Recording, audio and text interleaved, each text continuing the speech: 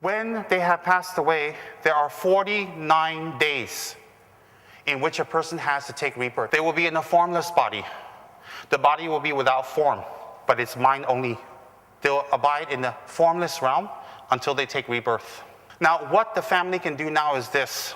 Put all your feelings aside for the moment. Whatever is done and not done is over. The family members may set up a shrine of anything they believe in, because Buddhism embraces all faiths.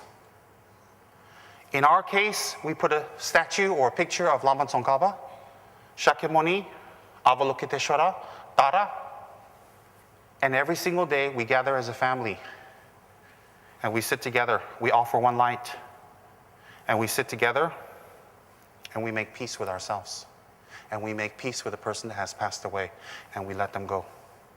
Because if you have a lot of feelings that are kept up, you may keep them here. If you keep them here too long, they may remain as a spirit.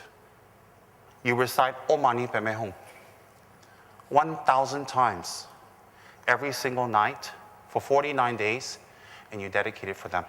You can visualize the person that has passed away, and you can visualize from the Buddha, from Shakyamuni, or Tsongkhapa, or whatever Buddha you're focusing on, lights going to this person and telling them to enter the light, to go. We're not asking you to go because we want you to go. We're asking you to go because we love you.